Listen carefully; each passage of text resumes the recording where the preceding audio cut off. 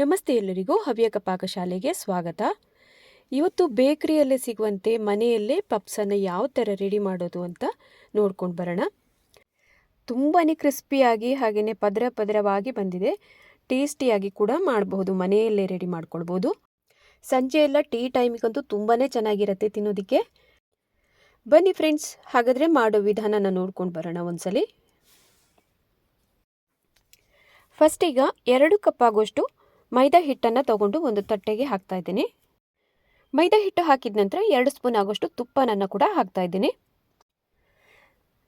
ಆಮೇಲಿಂದ ರುಚಿಗೆ ಎಷ್ಟು ಬೇಕಷ್ಟು ಉಪ್ಪನ್ನು ಕೂಡ ಜೊತೆಗೆ ಹಾಕ್ಕೊಂಡು ಚೆನ್ನಾಗಿ ಮಿಕ್ಸ್ ಮಾಡಬೇಕಿದನ್ನು. ಮೈದಾ ಹಿಟ್ಟಿನ ಜೊತೆಗೆ ತುಪ್ಪ ಆಗಲಿ ಉಪ್ಪು ಎಲ್ಲ ಸರಿಯಾಗಿ ಮಿಕ್ಸ್ ಆಗಬೇಕು. ನೋಡಿ, ಕೈಯಲ್ಲಿ ಈ ಥರ ಒತ್ತಿದಾಗ ಅದು ಉಂಡೆ ಥರ ಫಾರ್ಮ್ ಆಗಬೇಕು. ಅಲ್ಲಿ ತನಕ ಮಿಕ್ಸ್ ಮಾಡ್ತಾ ಇರಬೇಕು. ಚೆನ್ನಾಗಿ ಮಿಕ್ಸ್ ಆದ ನಂತರ ಸ್ವಲ್ಪನೇ ನೀರನ್ನು ಹಾಕ್ತಾ ನೋಡಿ, ಈ ಥರ ಚಪಾತಿ ಹಿಟ್ಟೆಲ್ಲ ಕಲಿಸ್ತೀವಲ್ಲ ಅದೇ ಥರದ ಕನ್ಸಿಸ್ಟೆನ್ಸಿಯಲ್ಲಿ ಕಲಿಸ್ಕೊಳ್ಬೇಕಾಗುತ್ತೆ. ಹಿಟ್ಟನ್ನು ನೋಡಿಕೊಂಡು ನೀರನ್ನು ಹಾಕ್ತಾ ನೋಡಿ, ಚಪಾತಿ ಹಿಟ್ಟಿನ ಹದಕ್ಕೆ ಕಲಿಸ್ಕೊಂಡು ನಾವು ಇಟ್ಕೊಳ್ಬೇಕು. ಇದನ್ನು ಚೆನ್ನಾಗಿ ಕೈಯಿಂದ ನಾದ್ಕೊಳ್ಬೇಕಾಗುತ್ತೆ. ಒಂದು 5 ನಿಮಿಷ ಎಲ್ಲ ನೋಡಿ, ಈ ಥರ ನಾದ್ಕೊಂಡಾಗ ತುಂಬಾ ಗರಿಗರಿಯಾಗಿ ಹಾಗೆಯೇ ಲೇಯರ್ ಆಗಿ ಬರೋದಕ್ಕೆ ತುಂಬ ಸಹಕಾರಿಯಾಗುತ್ತೆ ಇದು.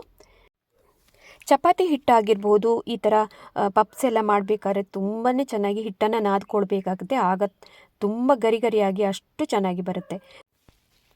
ನೋಡಿ, 5 ನಿಮಿಷಗಳ ಕಾಲ ಹೀಗೆ ನಾದ್ಕೊಂಡು ಒಂದು ತಟ್ಟೆಯನ್ನು ಮುಚ್ಚಿಕೊಂಡು ಅದನ್ನು ಸೈಡಲ್ಲಿ ಇಟ್ಬಿಡೋಣ. ಇನ್ನು ಪಪ್ಸ್ ಒಳಗಡೆ ಸ್ಟಫಿಂಗಿಗಾಗಿ ನಾನು ಇಲ್ಲಿ ರೆಡಿ ಮಾಡ್ಕೊಳ್ತಾ ಇದ್ದೀನಿ. ಸ್ಟವ್ ಮೇಲೆ ಒಂದು ಪ್ಯಾನನ್ನು ತಗೊಂಡು 2 ಟೇಬಲ್ ಸ್ಪೂನ್ ಆಗೋಷ್ಟು ತೆಂಗಿನ ಎಣ್ಣೆನ ಹಾಕ್ಕೊಂಡಿದ್ದೀನಿ. ಇನ್ನೀಗ 1 ಸ್ಪೂನ್ ಆಗೋಷ್ಟು ಸೋಂಪನ್ನು ತಗೊಂಡಿದ್ದೀನಿ. ಆಮೇಲೆ ಕ್ರಷ್ ಮಾಡಿ ಹಾಕಿದಂತಹ ಕೊತ್ತಂಬರಿ ಬೀಜ ಕೂಡ 1 ಸ್ಪೂನ್ ಆಗೋಷ್ಟು.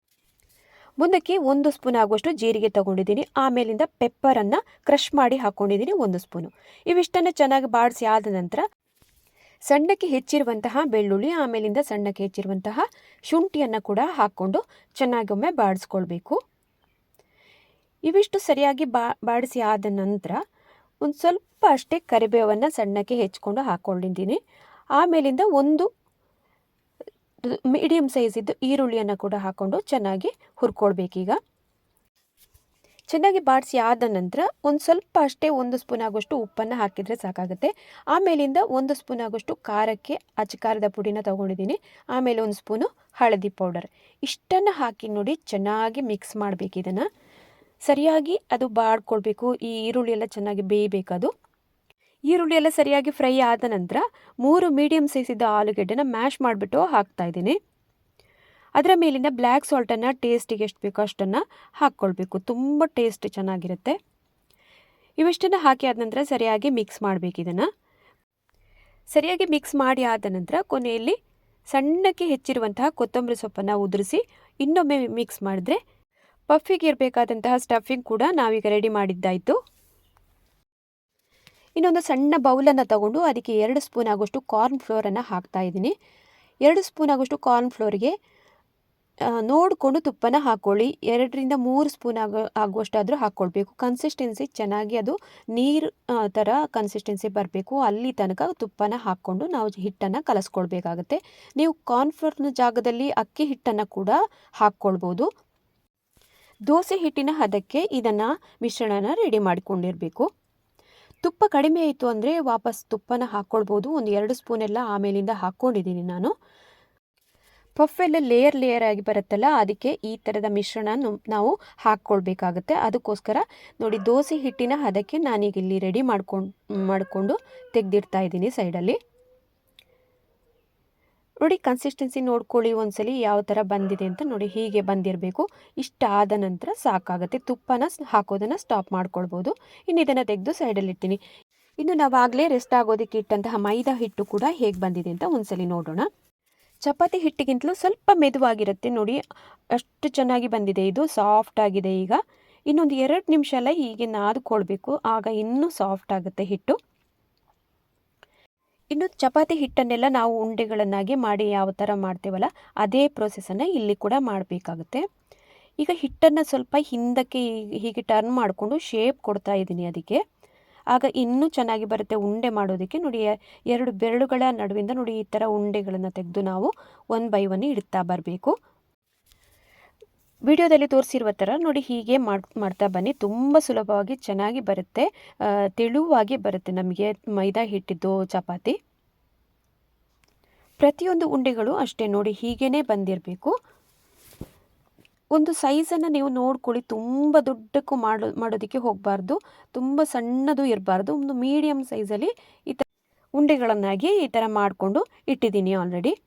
ಟೋಟಲಾಗಿ 6 ಉಂಡೆಗಳನ್ನಾಗಿ ಮಾಡಿದ್ದೀನಿ. ನಾವು ಪ್ರತಿಯೊಂದನ್ನು ಕೂಡ ಇನ್ನೀಗ ಲಟ್ಟಿಸ್ಕೊಳ್ಬೇಕಾಗುತ್ತೆ. ಚಪಾತಿಯೆಲ್ಲ ನಾವು ಯಾವ ಥರ ಲಟ್ಟಿಸ್ತೀವಲ್ಲ ಅದೇ ಥರನೇ ಇದನ್ನು ಕೂಡ ಮಾಡ್ಕೊಳ್ಬೇಕಾಗುತ್ತೆ. ಆದರೆ ಇದನ್ನು ತುಂಬ ತೆಳುವಾಗಿ ಲಟ್ಟಿಸಿರಬೇಕು, ಗರಿ ಗರಿಯಾಗಿ ಬರಬೇಕು ಅಂತಂದರೆ ನೋಡಿ, ಇಲ್ಲಿ ಕಿಚನ್ ಪ್ಲ್ಯಾಟ್ಫಾರ್ಮ್ ಮೇಲೇ ನಾನು ಹುಡಿಯನ್ನು ಉದುರಿಸ್ಬಿಟ್ಟು ಲಟ್ಟಿಸ್ಕೊಳ್ತಾ ಇದ್ದೀನಿ. 2 ಸೈಡಿಗೂ ಹುಡಿಯನ್ನು ಚೆನ್ನಾಗಿ ಹಾಕ್ಕೊಳ್ಳಿ. ಮೈದಾ ಹುಡಿನ ಹಾಕ್ಕೊಂಡ ನಂತರ ನೋಡಿ ಈ ಥರ ತುಂಬ ತೆಳುವಾಗಿ ಲಟ್ಟಿಸೋದಕ್ಕೆ ಎಷ್ಟಾಗುತ್ತೋ ಅಷ್ಟು ಲಟ್ಟಣಿಗೆಯಿಂದ ಹೀಗೆ ಮಾಡಿಕೊಂಡು 6 ಉಂಡೆಗಳನ್ನಾಗಿ ಮಾಡಿದ್ದೀವಲ್ಲ, ಅದು ಪ್ರತಿಯೊಂದನ್ನು ಈ ಥರ ತೆಳುವಾಗಿ ಲಟ್ಟಿಸ್ಕೊಂಡು ಒಂದು ತಟ್ಟೆಯಲ್ಲಿ ಹಾಕಿರಬೇಕು.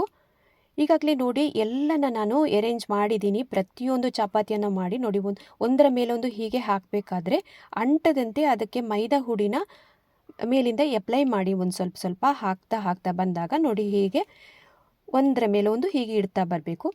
ಇನ್ನೀಗ ಒಂದು ಚಪಾತಿನ ತಗೊಂಡು ನೋಡಿ ಅದರ ಮೇಲಿಂದ ನಾವಾಗಲೇ ಹಿಟ್ಟನ್ನು ರೆಡಿ ಮಾಡಿ ಇಡ್ತೀವಲ್ಲ, ಕಾರ್ನ್ಫ್ಲೋರ್ನ ಮಿಶ್ರಣ ಇದೆಯಲ್ಲ, ಅದನ್ನು 1 ಸ್ಪೂನ್ ಆಗೋಷ್ಟು ಹಾಕ್ಕೊಂಡು ನೋಡಿ ಸುತ್ತಲೂ ಸ್ಪ್ರೆಡ್ ಮಾಡ್ತಾ ಬರಬೇಕು. ಇದನ್ನು ಸೈಡಿಗೆಲ್ಲ ಸರಿಯಾಗಿ ನೋಡಿ ಹೊಂದುವಂತೆ ಹಾಕ್ಕೊಂಡು ಬರಬೇಕು. ಸರಿಯಾಗಿ ಅಪ್ಲೈ ಮಾಡಬೇಕು. ಕಡಿಮೆ ಆಯಿತು ಅಂದರೆ ಇನ್ನೊಂದು ಸ್ವಲ್ಪ ಹಾಕ್ಕೊಂಡು ಮೇಲಿಂದ ಹೀಗೆ ನೋಡಿ ಕೈಯಿಂದ ವಿಡಿಯೋದಲ್ಲಿ ತೋರಿಸಿರುವ ಥರ ಹೀಗೇ ಮಾಡ್ತಾ ಬನ್ನಿ. ತುಂಬಾ ಚೆನ್ನಾಗಿ ಗರಿ ಗರಿಯಾಗಿ ಬರುತ್ತೆ. ಇನ್ನು ಅದರ ಮೇಲೆ ಇನ್ನೊಂದು ಚಪಾತಿನ ಕೂಡ ಹಾಗೆಯೇ ಇಟ್ಕೊಂಡು ಸೇಮ್ ಪ್ರೋಸೆಸ್ಸನ್ನು ಇಲ್ಲಿ ಕಂಟಿನ್ಯೂ ಮಾಡಬೇಕು. ಅದರ ಮೇಲಿಂದ ಹಾಕ್ಕೊಂಡು ನೋಡಿ ಇನ್ನೀಗ ಸ್ಪೂನಲ್ಲಿ ತೆಗೆದು ಈ ಥರ ಕಾರ್ನ್ಫ್ಲೋರ್ನ ಮಿಶ್ರಣನ ಹೀಗೆ ಹಾಕ್ತಾ ಬಂದು ಸ್ಪ್ರೆಡ್ ಮಾಡ್ತಾ ಬರಬೇಕು. ಸುತ್ತಲೂ ಕೂಡ ಎಲ್ಲ ಕಡೆಗೂ ಸರಿಯಾಗಿ ಹೊಂದಿಕೊಳ್ಬೇಕು. ಇದು ಒಂದಕ್ಕೊಂದು ಅಂಟ್ಕೊಳ್ಬಾರ್ದು ಇನ್ನೊಂದು ಚಪಾತಿ ಜೊತೆಗೆ. ಹಾಗೆ ನೋಡ್ತಾ ಪ್ರತಿಯೊಂದನ್ನು ಹೀಗೆ 6 ಚಪಾತಿಯನ್ನು ಕೂಡ ಹೀಗೇ ಅರೇಂಜ್ ಮಾಡ್ಕೊಂಡಿದ್ದೀನಿ. ಅದಷ್ಟನ್ನೆಲ್ಲ ಚಪಾತಿನೆಲ್ಲ ಹಾಕಿ ಸೆಟ್ ಮಾಡಿ ಆಯಿತು ಅಂದಾಗ ಕೊನೆಯ ಚಪಾತಿಗೆ ನೋಡಿ ನಾವೀಗ ಮೈದಾ ಹುಡಿನ ಉದುರಿಸ್ಬೇಕಾಗುತ್ತೆ. ಮೇಲಿಂದ 2 ಸೈಡಿಗೂ ಮೈದಾ ಹುಡಿನ ಉದುರಿಸ್ಬಿಟ್ಟು ಚೆನ್ನಾಗಿ ಇನ್ನೊಮ್ಮೆ ಲಟ್ಟಣಿಗೆಯಿಂದ ಲಟ್ಟಿಸ್ಕೊಳ್ಬೇಕು. 2 ಬದಿಗೂ ಕೂಡ ನೋಡಿ ಮೈದಾ ಹುಡಿನ ಹಾಕ್ತಾ ಇದ್ದೀನಿ. ಹಾಕ್ಕೊಂಡು ಒಂದ್ಸಲಿ ಸರಿಯಾಗಿ ಅದು ಸೆಟ್ ಆಗುವಂತೆ ಲಟ್ಟಿಸ್ಕೊಳ್ಬೇಕಾಗುತ್ತೆ. ಸ್ವಲ್ಪ ಅಗಲಕ್ಕೆ ಮಾಡ್ಕೊಳ್ಬೋದು, ತುಂಬ ತೆಳ್ಳಗೂ ಕೂಡ ಮಾಡ್ಕೊಳ್ಬಾರ್ದು. ಇದನ್ನು 2 ಸೈಡು ಕೂಡ ನೋಡಿಕೊಂಡು ಹುಡಿನ ಹಾಕ್ಕೊಂಡು ನೋಡಿ ಹದ ಪ್ರಮಾಣದಲ್ಲಿ ನಾವು ಇದನ್ನು ಲಟ್ಟಿಸ್ಕೊಳ್ಬೇಕು. ಇಷ್ಟಾದ ನಂತರ ನೋಡಿ ಕೊನೆಯಲ್ಲಿ ನಾವು ಉಳಿದಿದೆಯಲ್ಲ ಕಾರ್ನ್ಫ್ಲೋರ್ ಮಿಶ್ರಣ, ಅವೆಲ್ಲವನ್ನು ಕೂಡ ಈಗ ಹಾಕ್ಕೊಳ್ಬೇಕು. ಇನ್ನು ಇದನ್ನು ಸುತ್ತಲೂ ಹೀಗೆ ಸ್ಪ್ರೆಡ್ ಮಾಡ್ತಾ ಬರಬೇಕು. ಸರಿಯಾಗಿ ಎಲ್ಲ ಕಡೆಗೆ ಅಪ್ಲೈ ಮಾಡಿ ಆಯಿತು, ಸ್ಪ್ರೆಡ್ ಆಯಿತು ಅಂದಾಗ ಆ ಸೈಡಿಂದ ನೋಡಿ ಒಂದೊಂದು ಸೈಡಿಂದಲೇ ಫೋಲ್ಡ್ ಮಾಡ್ತಾ ಬರಬೇಕು. ವಿಡಿಯೋದಲ್ಲಿ ತೋರಿಸಿರುವ ಥರನೇ ಮಾಡ್ತಾ ಬನ್ನಿ. ಹೀಗೆ ಆ ಸೈಡ್ ಈ ಸೈಡಿಂದ ಮಾಡಿದ ನಂತರ ನೋಡಿ ಇನ್ನೊಂದು ಫೋಲ್ಡನ್ನು ಹೀಗೆ ಅದರ ಮೇಲೆ ಹೀಗೆ ಮಾಡ್ತಾ ಬಂದು ಸೆಟ್ ಮಾಡ್ಕೊಳ್ಬೇಕು. ಇನ್ನು ಇದನ್ನು ನೋಡಿ ಈ ಥರ ಪ್ರೆಸ್ ಮಾಡಬೇಕು. ಲಟ್ಟಣಿಗೆಯಿಂದ ಹೀಗೆ ಪ್ರೆಸ್ ಮಾಡ್ತಾ ಬಂದು ಲಟ್ಟಿಸ್ಕೊಳ್ಬೇಕಾಗುತ್ತೆ. 2 ಸೈಡಿಗೂ ಹುಡಿಯನ್ನು ಇನ್ನು ಉದುರಿಸ್ಬೇಕು. ತುಂಬಾ ಲೇಯರ್ ಆಗಿ ಅಷ್ಟು ಚೆನ್ನಾಗಿ ಬರುತ್ತೆ ಇದು. ಹೀಗೆ ಈ ಥರ ಪ್ರೋಸೆಸ್ಸಲ್ಲಿ ಮಾಡಿ ತುಂಬಾ ಚೆನ್ನಾಗಿ ಬರುತ್ತೆ ಪಫ್. ತುಂಬ ತೆಳ್ಳಗೆ ಕೂಡ ಮಾಡಬಾರ್ದು, ದಪ್ಪ ಕೂಡ ಇರಬಾರ್ದು. ನೋಡಿಕೊಂಡು ಇದನ್ನು ಮಾಡ್ಕೊಳ್ಬೇಕಾಗುತ್ತೆ. ನಮಗೆ ಲೇಯರ್ ಆಗಿ ಬರಬೇಕಲ್ಲ, ಸೊ ಅದನ್ನು ಸ್ವಲ್ಪ ದಪ್ಪಕ್ಕೆ ಲಟ್ಟಿಸ್ಕೊಂಡಿರಬೇಕಾಗತ್ತೆ. ಇನ್ನು ಇದನ್ನು ಗೋಧಿ ಹಿಟ್ಟಲ್ಲಿ ಕೂಡ ಮಾಡಬಹುದು, ಬಟ್ ಒಂದು ಸ್ವಲ್ಪ ಆದರೂ ಮೈದಾ ಹಿಟ್ಟನ್ನು ಹಾಕ್ಕೊಳ್ಬೇಕು. ನಿಮಗೆ ಟೆಕ್ಸ್ಚರ್ ಸರಿಯಾಗಿ ಬರಬೇಕು, ಟೇಸ್ಟಿಯಾಗಿ ಬರಬೇಕು ಅಂತಂದರೆ ಮೈದಾ ಹುಡಿನಲ್ಲಿ ಮಾತ್ರ ಸಾಧ್ಯ ಇದು.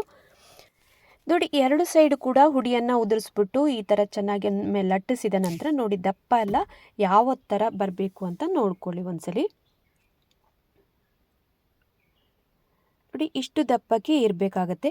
ಇನ್ನೀಗ ಒಂದು ಪಿಜ್ಜಾ ಕಟ್ಟರನ್ನು ತಗೊಂಡಿದ್ದೀನಿ. ಅದರಿಂದ ಎಡ್ಜನ್ನೆಲ್ಲ ಕ್ಲಿಯರ್ ಮಾಡಬೇಕೀಗ. 4 ಸೈಡ್ ಎಡ್ಜನ್ನು ಕೂಡ ಚೆನ್ನಾಗಿ ಅದನ್ನೊಮ್ಮೆ ಕ್ಲಿಯರ್ ಮಾಡ್ಕೊಳ್ಬೇಕು ಈ ಥರ ಕಟ್ಟರ್ನ ಸಹಾಯದಿಂದ. ಹೀಗೆ ಮಾಡೋದ್ರಿಂದ ಲೇಯರ್ ಚೆನ್ನಾಗಿ ಬರುತ್ತೆ. ಪಿಜ್ಜಾ ಕಟ್ಟರ್ ಇಲ್ಲ ಅನ್ನೋರು ಚಾಕುವಿನ ಸಹಾಯದಿಂದ ಕೂಡ ಇದನ್ನು ಎಡ್ಜನ್ನೆಲ್ಲ ಕ್ಲಿಯರ್ ಮಾಡ್ಕೊಳ್ಬೋದು. ಪ್ರತಿಯೊಂದು ಕಾರ್ನರನ್ನು ಕೂಡ ನಾನೀಗ ಕ್ಲಿಯರ್ ಮಾಡ್ಕೊಂಡಿದ್ದೀನಿ. ಇನ್ನು ಈ ದೊಡ್ಡ ಸ್ಕ್ವೇರ್ ಪೀಸಸನ್ನು ಇನ್ನು ಮಿಡ್ಲಿಂದ ನೋಡಿ 3 ಭಾಗವನ್ನಾಗಿ ಮಾಡಿಕೊಂಡು ಕಟ್ ಮಾಡ್ಕೊಳ್ಬೇಕು. ಪಫ್ ಶೇಪನ್ನು ಕೊಡಬೇಕಾದ್ರೆ ನಿಮಗೆ ಯಾವ ಶೇಪಲ್ಲಿ ಬರಬೇಕು ಆ ಥರದಲ್ಲಿ ಸ್ಕ್ವೇರ್ ಪೀಸಸ್ ಆಗಿ ಕಟ್ ಮಾಡ್ತಾ ಇದ್ದೀನಿ. ಟೋಟಲ್ ಆಗಿ 9 ಸ್ಕ್ವೇರ್ ಪೀಸಸ್ ಆಗಿ ಮಾಡ್ತಾ ಇದ್ದೀನಿ ನಾನೀಗ.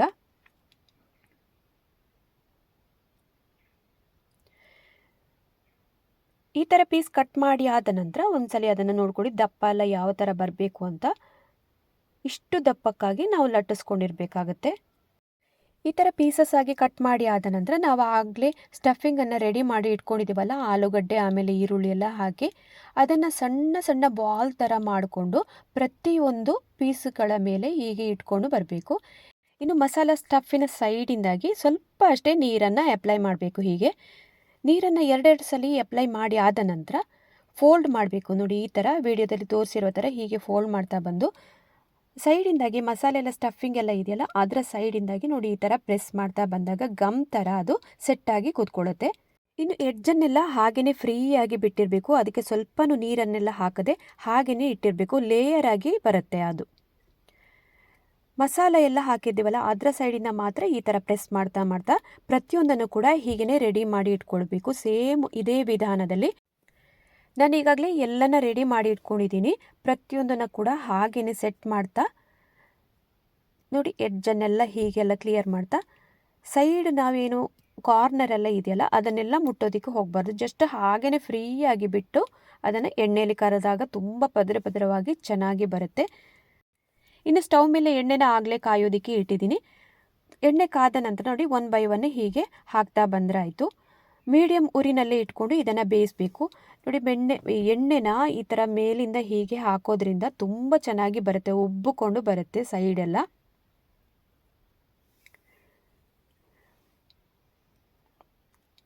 ಎರಡು ಸೈಡ್ ಕೂಡ ನಾವು ಚೆನ್ನಾಗಿ ಬೇಯಿಸ್ಕೊಳ್ಬೇಕು. ಕಲರ್ ನೋಡಿ ಹೊಂಬಣ್ಣ ಬರೋ ತನಕ ಕರೆದಾದ ನಂತರ ಒಂದು ಸಲದ್ದು ತೆಗಿತಾ ಇದ್ದೀನಿ ನಾನು. ಫಸ್ಟ್ ಬ್ಯಾಚ್ ರೆಡಿ ಆಯ್ತು.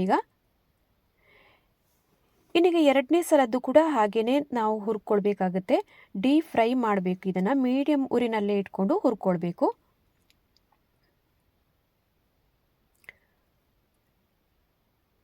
ಒಂದೊಂದನ್ನೇ ಹಾಕ್ತಾ ಬಂದಾಗ ನೋಡಿ ಅದು ನೊರೆ ನೊರೆಯಾಗಿ ಮೇಲೆ ಬರುತ್ತಲ್ಲ, ನಾವು ಎಣ್ಣೆನ ಅದರ ಮೇಲಿಂದ ಹಾಕ್ಕೊಳ್ಬೇಕಾಗುತ್ತೆ. ತುಂಬ ಚೆನ್ನಾಗಿ ಲೇಯರ್ ಎದ್ದುಕೊಂಡು ಬರುತ್ತೆ ಮೇಲೆ. ಆಮೇಲೆ ಸ್ಟಫಿಂಗನ್ನು ನಾವು ಹಾಕಿ ಆದ ನಂತರ ಕೂಡ ಹಾಗೆಯೇ ಅದನ್ನು ಸರಿಯಾಗಿ ಫಿಲ್ ಮಾಡದೇ ಇದ್ದರೆ ಎಣ್ಣೆಯಲ್ಲಿ ಬಿಟ್ಕೊಳ್ಳುತ್ತೆ ಅದು. ಅದಕ್ಕಾಗಿ ನೋಡಿಕೊಂಡು ಸ್ಟಫಿಂಗನ್ನು ಕೂಡ ಸೈಡಿಂದಾಗಿ ನೀರನ್ನು ಹಾಕ್ಕೊಂಡು ಚೆನ್ನಾಗಿ ಪ್ರೆಸ್ ಮಾಡಿರಬೇಕು. ಆಗ ಎಣ್ಣೆಯಲ್ಲಿ ಕರೆದಾಗ ಬಿಟ್ಕೊಳ್ಳಲ್ಲ ಒಂದು ಸ್ವಲ್ಪನೂ ಕೂಡ. ಎಣ್ಣೆನೂ ಹಾಗೆ ತುಂಬ ಹೀರ್ಕೊಳ್ಳಲ್ಲ ಅದು ಹಾಗೆ ಮಾಡಿದಾಗ. ಈಗ 2ನೇ ಬ್ಯಾಚ್ ಕೂಡ ರೆಡಿ ಆಯಿತು, ತೆಗಿತಾ ಇದ್ದೀನಿ. ಸೇಮ್ ಮಾರ್ಕೆಟ್ ಸ್ಟೈಲಲ್ಲಿ ಇರುವಂತಹ ಪಫ್ಗಳನ್ನು ರೆಡಿ ಮಾಡಿದ್ದಾಯಿತು. ಯಾವ ಥರ ಬಂದಿದೆ ಅಂತ ನೋಡೋಣ ಒಂದ್ಸಲಿ. ತುಂಬಾ ಗರಿಯಾಗಿ ಅಷ್ಟೇ ಚೆನ್ನಾಗಿ ಬಂದಿದೆ. ತಿನ್ನೋದಕ್ಕೂ ಕ್ರಿಸ್ಪಿಯಾಗಿರುತ್ತೆ. ಸಂಜೆ ಚಹಾದ ಜೊತೆಗೆಲ್ಲ ತುಂಬಾ ಚೆನ್ನಾಗಿ ಟೇಸ್ಟಿಯಾಗಿರುತ್ತೆ. ನೋಡ್ಕೊಂಡು ಬಂದ್ರಿ ಅಲ್ವಾ ವೆಜ್ ಪಪ್ಪನ್ನು ಯಾವ ಥರ ಮನೆಯಲ್ಲೇ ರೆಡಿ ಮಾಡಿಕೊಳ್ಳೋದು ಅಂತ. ಮನೇಲಿ ಇದನ್ನು ನೀವು ಕೂಡ ಟ್ರೈ ಮಾಡಿ ನೋಡಿ, ಆಮೇಲೆ ಕಮೆಂಟ್ ಮೂಲಕ ನನಗೆ ತಿಳಿಸಿ. ವಿಡಿಯೋನ ಹೆಚ್ಚಾಗಿ ಎಲ್ಲ ಕಡೆ ಶೇರ್ ಮಾಡಿ ಸಪೋರ್ಟ್ ಮಾಡಿ. ಹಾಗೆಯೇ ಮೊಟ್ಟ ಮೊದಲ ಬಾರಿಗೆ ವಿಡಿಯೋನ ನೋಡ್ತಾ ಇರೋರು ಸಬ್ಸ್ಕ್ರೈಬ್ ಮಾಡಿಕೊಂಡು ಆಮೇಲೆ ವಿಡಿಯೋನ ನೋಡ್ಕೊಳ್ಳಿ ಅಂತ ಕೇಳ್ಕೊಳ್ತಾ ಇದ್ದೀನಿ. ಮುಂದೆ ಇನ್ನೊಂದು ರುಚಿಕರವಾದಂತಹ ರೆಸಿಪಿಯೊಂದಿಗೆ ನಾನು ನಿಮ್ಮನ್ನು ಭೇಟಿ ಆಗ್ತೀನಿ ಅಂತ ಹೇಳ್ತಾ ಅಲ್ಲಿ ತನಕ ನಮಸ್ಕಾರ.